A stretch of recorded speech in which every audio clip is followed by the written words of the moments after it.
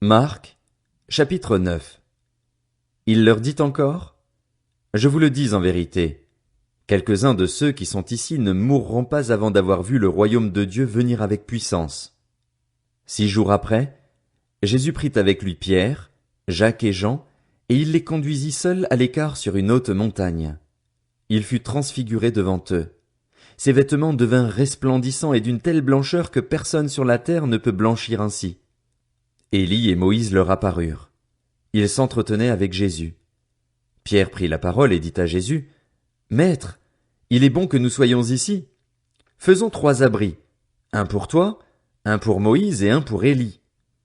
Ils ne savaient que dire, car ils étaient effrayés.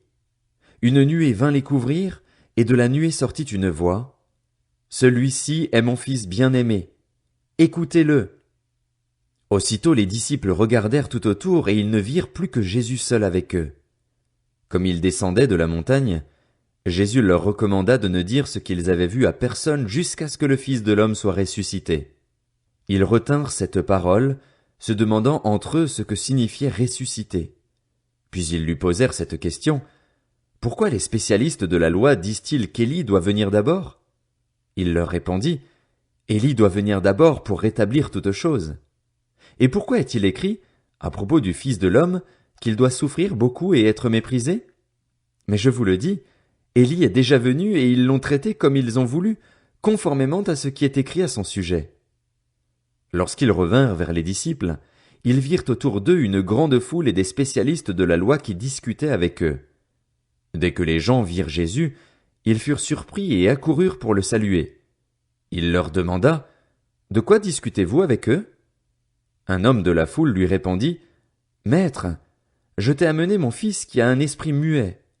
Partout où l'esprit s'empare de lui, il le jette par terre.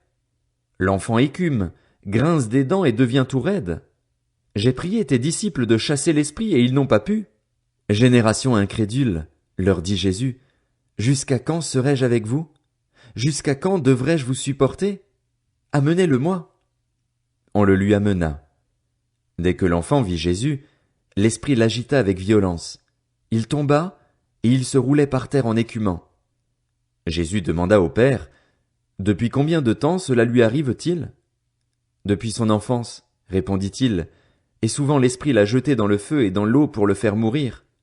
Mais si tu peux faire quelque chose, viens à notre secours, aie compassion de nous.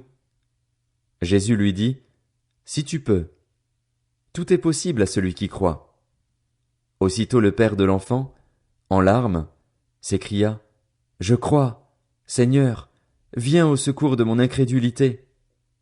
Voyant accourir la foule, Jésus menaça l'esprit impur en lui disant: Esprit muet et sourd, je te l'ordonne, sors de cet enfant et n'y rentre plus. L'esprit sortit de l'enfant en poussant des cris et en le secouant très violemment. L'enfant devint comme mort, de sorte que beaucoup disaient qu'il était mort, mais Jésus le prit par la main, le fit lever, et il se tint debout.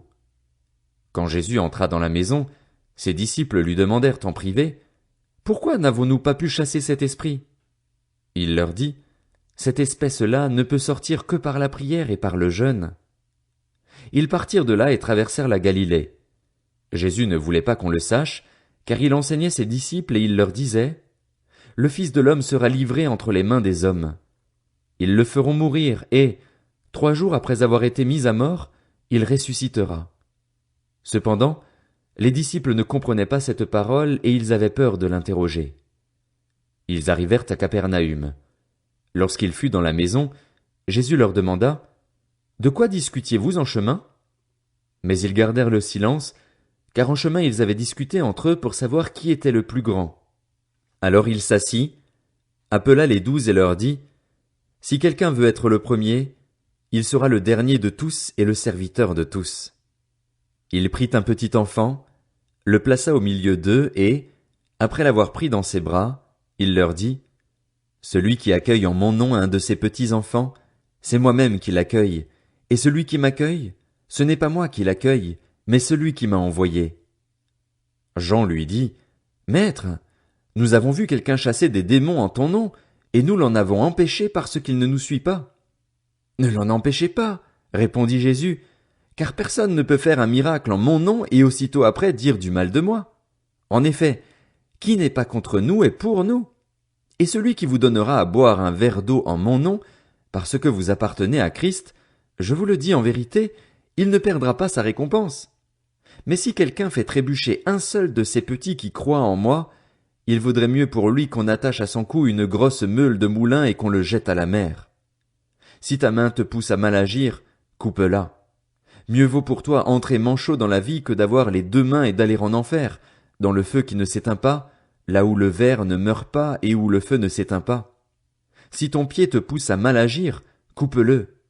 Mieux vaut pour toi entrer boiteux dans la vie que d'avoir les deux pieds et d'être jeté en enfer, dans le feu qui ne s'éteint pas, là où le ver ne meurt pas et où le feu ne s'éteint pas. Et si ton œil te pousse à mal agir, arrache-le. Mieux vaut pour toi entrer dans le royaume de Dieu avec un seul œil que d'avoir deux yeux et d'être jeté dans l'enfer de feu, là où le ver ne meurt pas et où le feu ne s'éteint pas. En effet, tout homme sera salé de feu et tout sacrifice sera salé de sel. Le sel est une bonne chose, mais s'il perd sa saveur, avec quoi la lui rendrez-vous?